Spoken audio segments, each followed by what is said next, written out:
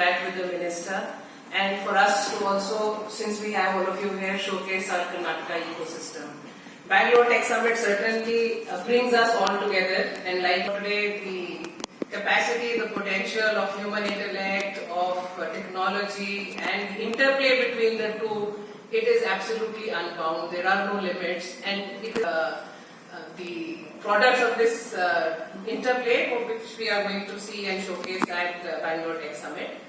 The summit was kicked off with a conversation of top CEOs with the Honorable Chief Minister. This has also become like an annual event, and this shapes up the entire ideology for the upcoming Tech Summit. We had this about 2 months back. Then we also met all our GIA partners, Global Innovation Alliance partners. Karnataka has about 30 plus Global Innovation partners. We had a discussion and interaction with them as well, and today we are meeting here. So just to take you through Bangalore Tech Summit, as you all know, many of you have been part of Bangalore Tech Summit in the earlier years. This is the 27th edition of the Bangalore Tech Summit, and broadly the summit aims to cover 5 major pillars. The trends in the technology domain, what the thought leaders have to say, disruptors, and people who have really made it big in this technology domain. They give their insights on IT, deep tech, biotech. So Tech Summit is a conglomeration of all domains of technology, and not just IT or not just deep tech.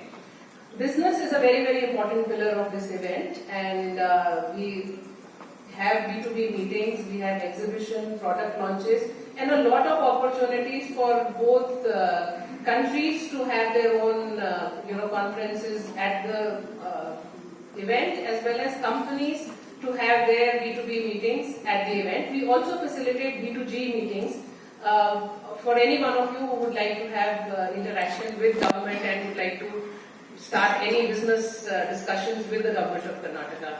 Of course, the entire ecosystem rides on the strength of the talent. We not only nurture talent through our various programs which happen at the event, but also like to reward excellence through the awards which have been instituted. STPI is our partner in doing this entire event, and we would be having awards for exports, for bio, for startups. The broad spectrum, as I just said, covers business and partnerships, idea exchange. This is more like a thought leadership forum rather than an investment event. We like to showcase what Bangalore has to offer, and we know that the strength of the ecosystem is such that you will automatically get attracted to it. We, of course, like to showcase the experiences and the excellence which is there in the ecosystem. These are the 6 main tracks that we have. As you would remember, we used to have 4 tracks earlier. Then we expanded the international track into 2 dedicated tracks, one on global collaborations and one dedicated India-USA track. And this year, and very rightly so, we are introducing a new track on electro-semicon. We all know today India is really making very strong and big strides in this domain. And Bangalore has a very, very strong ecosystem around electronics and semiconductors.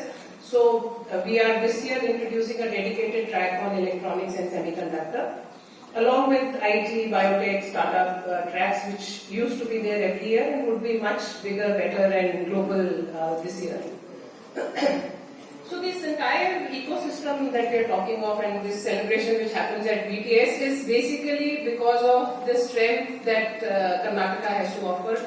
A very, very robust R&D ecosystem, world-class innovation hubs, supporting infrastructure, skilled workforce, talent, I can't stress more on it, is really the strength of the ecosystem.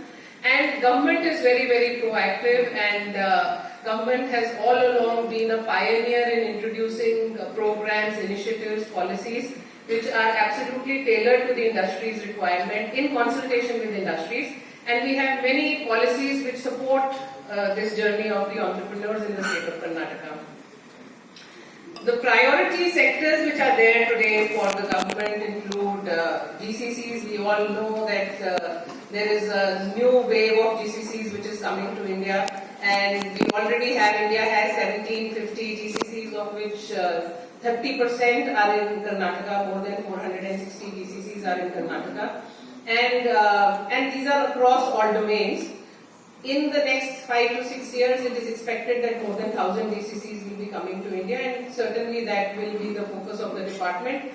We are at the helm of introducing a new policy, which is the first of its kind policy in the country, which would be tailored to give incentives and support to the GCCs. The policy is going to be released by Honorable Minister on Friday.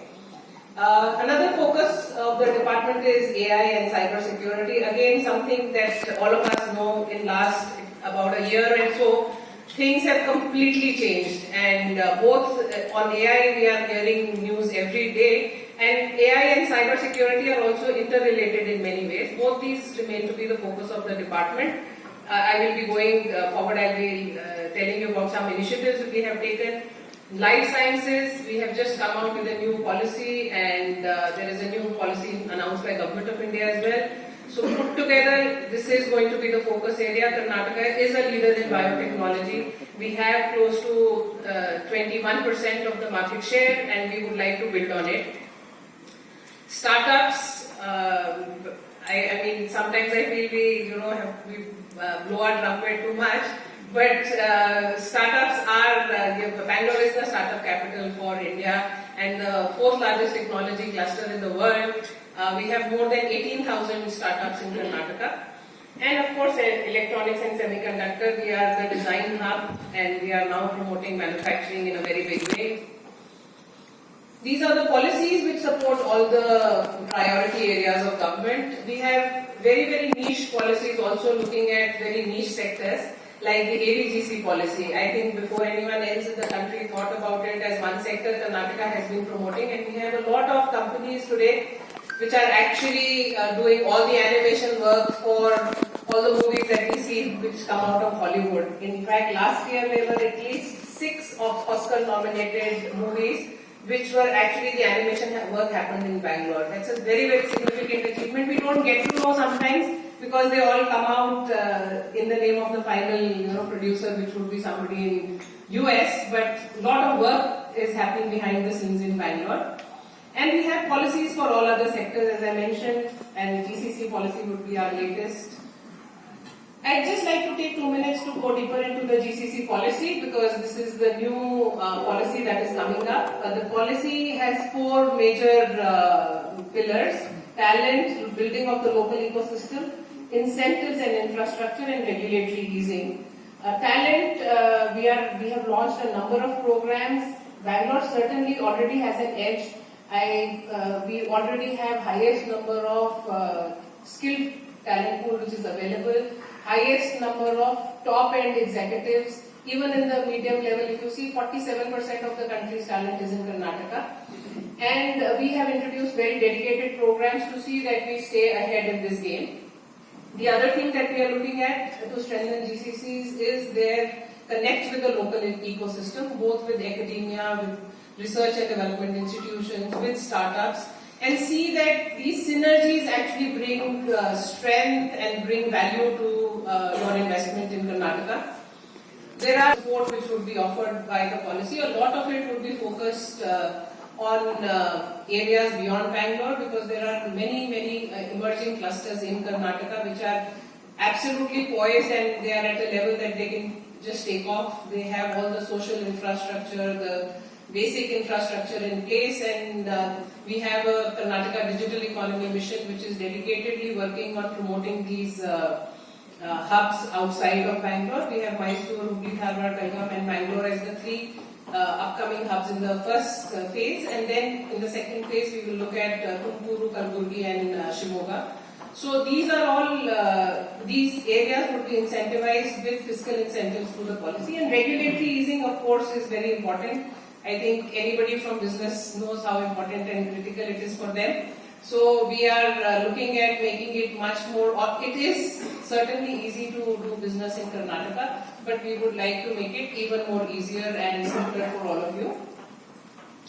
I will not go into too many details of the policy, because I think my presentation will take away all the time otherwise, but there's a dedicated cybersecurity policy. Government has committed more than 100 crores to support the ecosystem, not like incentives to companies, but to support the ecosystem, which is certainly going to have a very big multiplier effect. And we have all the key cybersecurity companies already functioning out of Bangalore. We are looking at working with them. We are already we have an ongoing engagement with Cisco. We are in talks with Palo Alto, IBM. So there will be a lot of programs which will be rolled out in collaboration with the industry to see that the sector grows. AI is, of course, it cuts through all sectors. We are planning to have a dedicated center of excellence for AI. We already have 3 sectors which look at AI, some parts of AI. We have a center on AI and robotics with IISc. We have machine learning center with IIITB. We have another center on Internet of Ethical Things. These 3 centers of excellence are already looking at AI applications. But going forward, we are looking at one more center with global partnerships in Bangalore on AI. Biotechnology, as I said, a new policy has come. Again, these are incentives which have been given to biotechnology sector over and above what is being already given under the industry. Manufacturing in biotechnology is already incentivized under the IP.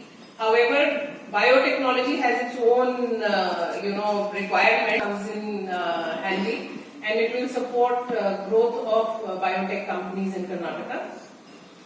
We have bio-innovation hubs across Karnataka. It is not just limited to Bangalore. You can see on the map of Karnataka, right from Bidar to Bangalore, there are various innovation hubs spread across the state.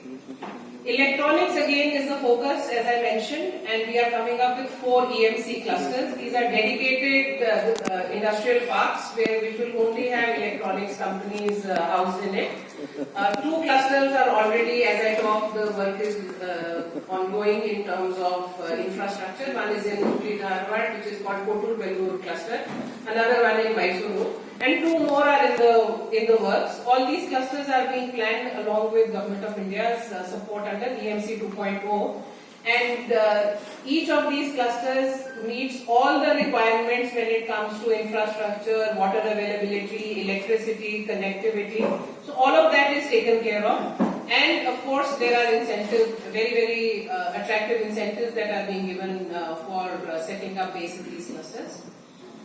Startups, we have more than 18,000 startups in Karnataka, and the number is only increasing. All startups in Karnataka are very well funded. In fact, 70% of all the funding which is going to startups is going to startups in Karnataka. And government also supports the journey of startups in a very systematic way. We take a life cycle approach right from ideation stage, idea to POC, validation, then early stage, growth stage, going up to their market access and acceleration in countries outside of India as well. So there are a number of programs that we have, including our flagship program called Elevate, where we give a grant of up to 50 lakhs to startups, and every year we give that grant to 100 startups, and over the 8 rounds of Elevate, we have already supported close to 1,000 startups, and these startups have done really well. Our pride are unicorns, and it's a matter of great honor that this year all the unicorns announced, all startups which have achieved unicorn status, all of them come from Bangalore. These startups are also supported by our partnerships with other countries. As I mentioned, we have 30 Global Innovation Alliance partners, and we do a lot of programs in collaboration with all our partner countries. The partnership with with other countries is at a G2G level, where we have many live MOUs between countries on various technology interfaces, on collaboration on various domains. We have institution to institution level collaboration also being done through these GIA partners. We have, like recently, Minister was there in UK for the London Tech Week, and we had very fruitful engagement, which is now going to culminate into a memorandum of understanding with Catapult, which is one of the very strong support for the startup ecosystem in UK. Similarly, we also have an engagement which is going on with Station F in France. So, and there are many such other collaborations that we are doing with GIA partners. Technology sharing, learning from each other is another important aspect of our collaboration, along with support for startups, because startups really need that hand-holding and nurturing support, which the government is willing to go an extra mile and do everything possible to make them successful. These are our other programs with GIA partners, including market access program, mixer programs. We have a launchpad which facilitates incoming startups and MSMEs from other countries. And again, BTS gives you that opportunity, gives us that opportunity to showcase our partnership with our Global Alliance partners, as well as we have ongoing relationship with both US India as well as AmCham. We will be at BTS having dedicated sessions which will be curated by both these organizations, and they are a strength for BTS. BTS, we will showcase, we will have a very large exhibition pavilion where various corporates, GIA partners, startups, STPI companies, MSMEs, R&D companies, even labs, they all showcase what is happening. So you, in a one shot, you get a glimpse of cutting edge work across sectors, across stakeholders. I don't think anywhere else this kind of confluence is happening at such a scale. It is a very well established event since we are in its 27th edition this year. The event has a very high brand value and which is recognized across the globe, and that will come out very well in the exhibition as well as the conference. Of course, exhibition is thematic. It is based on all the sectors that are there, which technology domains that are showcased. This is the broad plan for the event. It is held at the iconic Bangalore Palace, and it's a great feeling to just be a part of an event in that place. This is the exhibition hall. GIA partners are here just to draw their attention that there is a special, facility created for GIA partners with very large stalls. This is the startup zone. So startup is actually the most happening zone where a lot of action is there, a lot of product launches happen, founders come and share their experience. We also have opportunities for pitching to VCs. We have opportunity to have interaction with mentors. So all of that is done in the startup zone. These are all the facilities that are available there. Again, for businesses, we will have opportunities to connect with other businesses, to connect with startups. We also have a online tool through which you can fix your meetings well in advance so that there is no uncertainty. We are also launching an app this year which will facilitate your access to what is happening at BTS, all the conference details, speakers, who's participating, who are the business delegates, so that you can get an opportunity to plan your trip very well. These are our association partners. We tie up with associations across all technology domains, and they are our strength. Again, they bring in a lot of their best partners and their best companies to showcase at BTS. These are our media partners. And participants, just a glimpse of few of the participants who have been there. Any big company globally is present at BTS. And I invite all of you, all our GIA partners as well as the companies who are here today to be a part of this event. We are still 45 days away from the event. You have an opportunity to curate a session, to participate, bring your company heads, bring your important partners. You can even plan, besides just the meetings, you can plan to have other events on the sidelines of BTS. So we will create and facilitate your participation in every which way, and the earlier we start doing that, the better it is, because then we have the opportunity to do a good job. I just mentioned all of this. This is just to give you a overall picture that at BTS 2024 we are looking at participation from 50 countries, 500 international delegates, 85 plus sessions at the conference, 460 plus speakers, 5,000 plus delegates. Exhibition would be larger than previous years with more than 1,200 exhibits. And overall, we see a footfall of more than 50,000 in the 3 days of Bangalore Tech Summit, which this year will be from November 19 to November 21. And this is the Bangalore Palace for you. We'll all meet here. I'm looking forward to host you here. And I'm sure if your participation, you will find a lot of value in participating at this event. And certainly it also will give you a very good bird's eye view of what is happening in Bangalore and in Karnataka and showcase the strength of the ecosystem. Thank you so much. We are very active on social media. These are the department handles that I have put out. We also have a dedicated social media page for social media handles for BTS. So I request you to follow us so that you know what's happening in Bangalore.